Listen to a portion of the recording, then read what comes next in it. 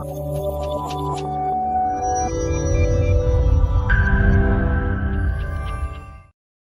this is Dr. Jishita working at Cell Health. ఈ రోజు మనం అల్లం యొక్క హెల్త్ బెనిఫిట్స్ గురించి తెలుసుకుందాం. ఈ అల్లంకి యాంటీ స్పాస్మోడిక్ ఇంకా యాంటీ ఇన్ఫ్లమేటరీ ప్రాపర్టీస్ అనేవి ఉంటాయి. ఎప్పుడైతే మనకు కండరాలు పట్టేయడం లాంటి సింప్టమ్స్ కనిపిస్తాయో ఈ అల్లం రసం తీసుకోవడం వల్ల మనకు స్మూత్ మజిల్స్ అనేవి రిలాక్స్ అయ్యి ఇన్ఫ్లమేషన్ తగ్గి పెయిన్ అనేది తగ్గుతూ ఉంటుంది. ఇంకా అల్లంలో ఉండే జింజరాల్స్ ఇంకా షోగాల్ లాంటి కాంపోనెంట్స్ వల్ల మనకి ఇమ్యూనిటీ అనేది బూస్ట్ అయ్యి ఇంకా సర్క్యులేషన్ని కూడా ఎన్హాన్స్ చేస్తూ ఉంటుంది. ఇంకా మనకి మైగ్రేన్ లాంటి కండిషన్స్ ట్రిగర్ అయినప్పుడు ఫ్రెష్ జింజర్ని మనం గ్రేట్ చేసుకొని డికాషన్ లాగా తీసుకోవడం వల్ల ఈ ఇన్ఫ్లమేటరీ ఎంజైమ్స్ అనేవి ఇన్హిబిట్ అయ్యి మనకి మజిల్ రిలాక్సేషన్ అనేది జరుగుతుంది. దీనివల్ల పెయిన్ నుంచి కూడా మనం రిలీవ్ అవ్వచ్చు. ఇది కాకుండా మనం డైలీ బేసిస్లో మన డైట్లో జింజర్ తీసుకోవడం వల్ల ప్యాంక్రియాస్ అనేది స్టిమ్యులేషన్ అయ్యి మనకి ఇన్సులిన్ ప్రొడక్షన్ అనేది పెరుగుతూ ఉంటుంది. సో దీనివల్ల మనకి గ్లూకోజ్ టాలరెన్స్ కానీ లేకపోతే ఇన్సులిన్ సెన్సిటివిటీ అనేది ఎన్హాన్స్ అవుతూ ఉంటుంది.